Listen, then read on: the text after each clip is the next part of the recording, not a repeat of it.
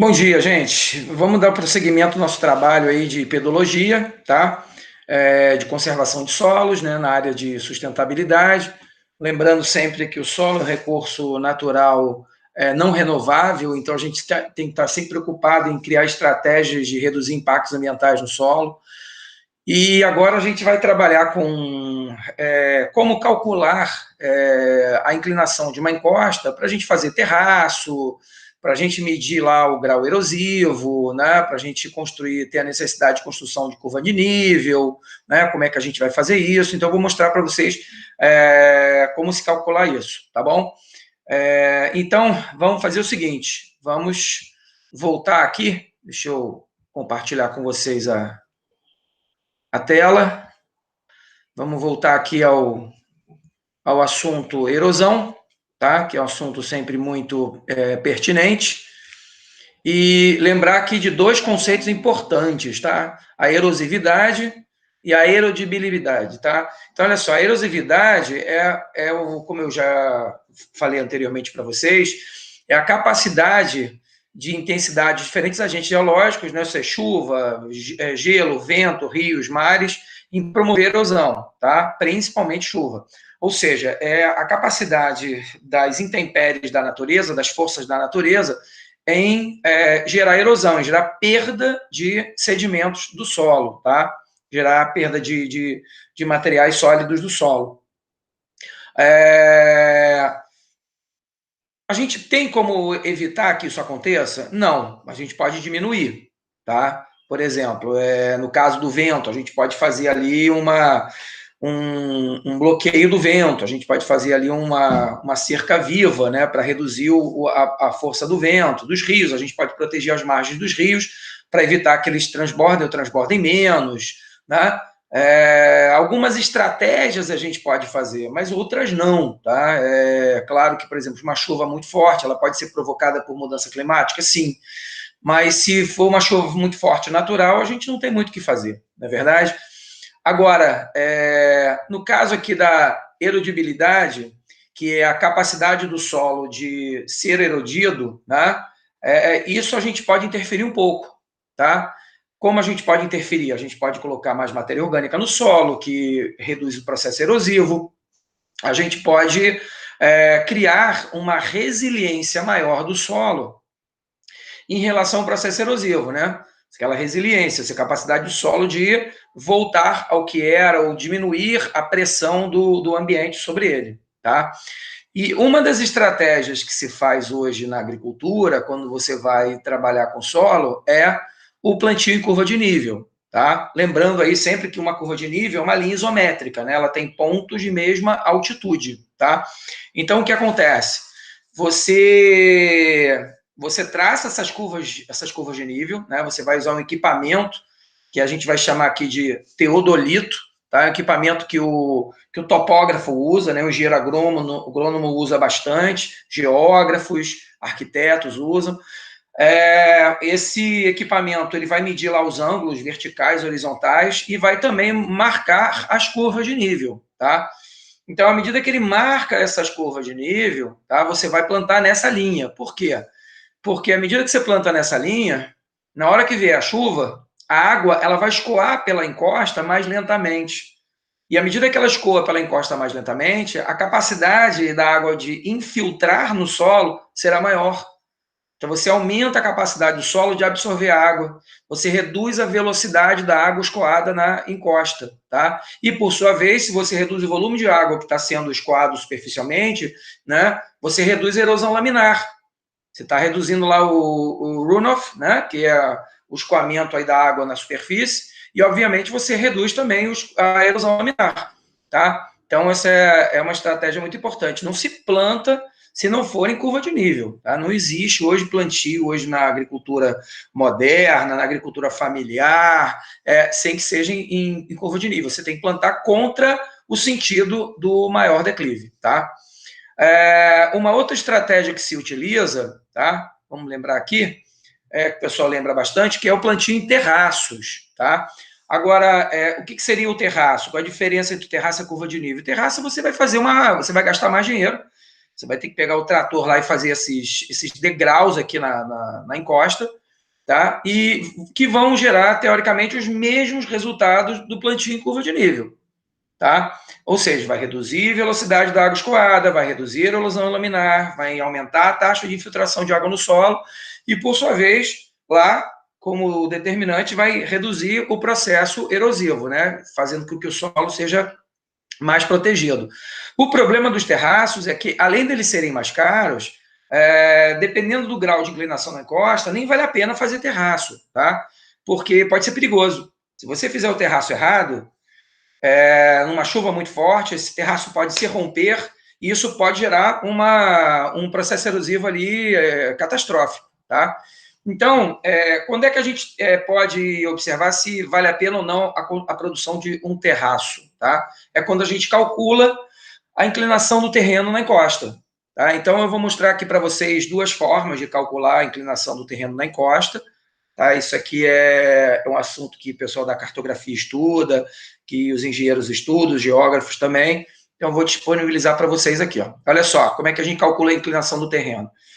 Você tem aqui, né, um triângulo retângulo aqui. Então, você repara o seguinte, isso aqui é a encosta, né? Isso aqui é a zona da encosta. Aqui você tem um grau de inclinação.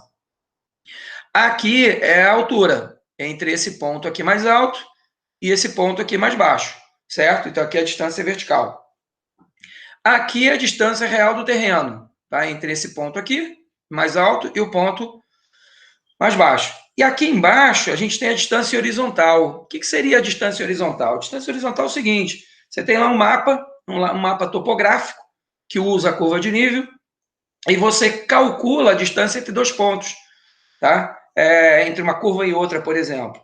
Só que essa distância não é a real, é a distância no mapa, tá? Que você calcula com a escala. Então, você tem que depois achar a distância do terreno, tá? Beleza? Mas, vamos lá. Então, o que acontece? A gente consegue, no mapa, por exemplo, calcular a distância vertical, calcular a distância horizontal numa boa. Se a gente estiver lá no terreno, em loco, a gente consegue calcular, obviamente, também a distância do terreno. Depende se você está na área ou não, tá? Então, vou explicar para vocês como é que se calcula isso. Olha, é bem fácil. Então, vamos lá. Declividade, como é que a gente faz? A gente vai pegar a distância vertical, que é a altura, é a altitude, entre um ponto e outro, sobre a distância horizontal, tá? Aquela distância que foi calculada no mapa, pela escala, tá? Ok? Fiz até um exemplo aqui de uma escala. Então, vamos lá. Digamos que a distância vertical seria de 25 metros, ou seja, a altitude ali entre o ponto mais alto e o ponto mais baixo é de 25 metros, tá? E aí eu botei ali, distância horizontal em um mapa com escala 1 para 5.000. Todo mundo sabe que 1 para 5.000 significa que 1 centímetro no mapa são iguais a 5.000 centímetros na realidade. Tá? Então, eu já fiz o cálculo para vocês aí. Transformando centímetro para metro, por exemplo, eu corto duas casas decimais. Então, eu vou ter 1 centímetro igual a 50 metros.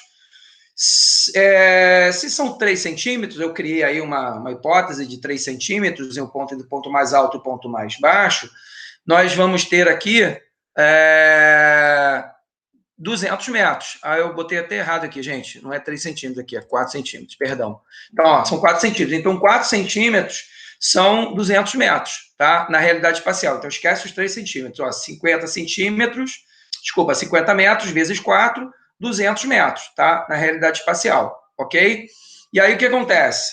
Eu vou pegar ali 200 metros, tá? E vou dividir por 25. Eu coloquei com 3 aqui, deixa eu consertar isso aqui também, ó. Bom que vocês já veem direto. Então, ó, 25 sobre 200 vai dar 0,125. O que significa isso? Vezes 100, que é o cálculo do percentual, você vai ter 12,5% de inclinação do terreno. Olha que maravilha, tá? Então, o que a gente tem aí? Repetindo, ó, a gente tem um mapa de uma escala 1 para 5.000. Eu criei uma hipótese de 4 centímetros, né? Então, 4 centímetros vezes 50 dão 200 metros, porque 1 centímetro é igual a 50 metros, cortando duas casas decimais ali, tá? 200 metros.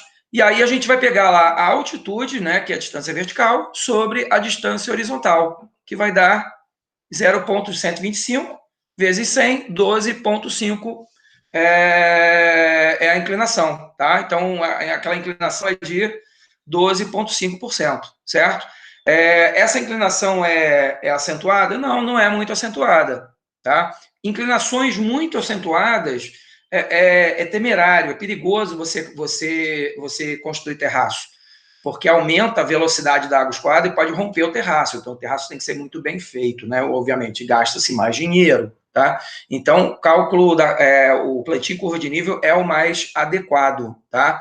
Agora, é claro, né? Se a pessoa tem disponibilidade financeira e se a área tem uma inclinação ali significativa, pode-se fazer um estudo ali para ver se o terraço é viável, se vale a pena.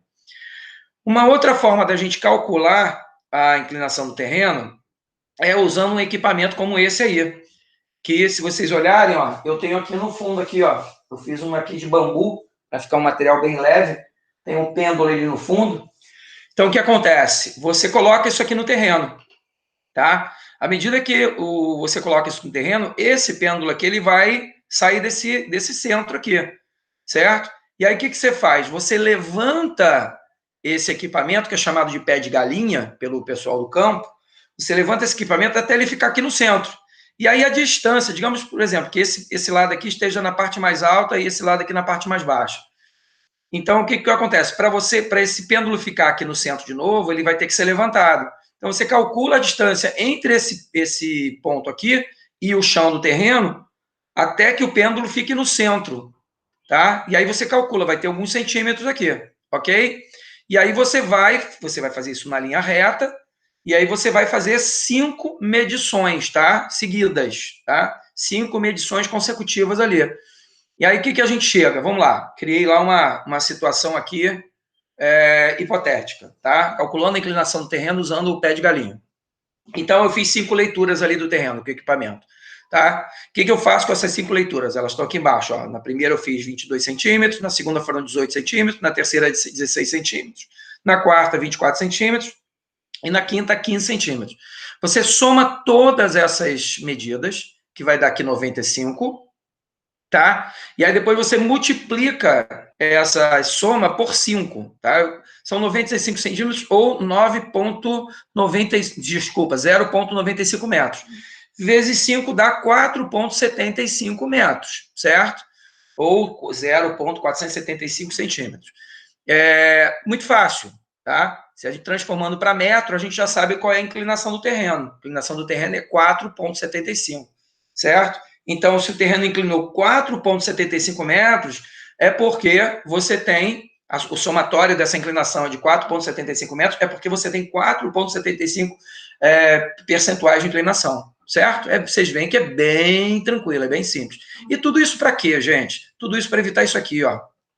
Para evitar um processo erosivo, um processo de ravinamento, a água escoando ali pelo sentido mais inclinado, com muita força, a água convergindo para o mesmo ponto, né? E aí acaba fazendo com que o terreno seja cavado, gerando aí um escoamento da água muito forte, né? E uma erosão laminar muito forte que vai cavando sulcos que vão aumentando a cada chuva mais forte, tá? Esses sulcos podem evoluir para isso aqui, ó.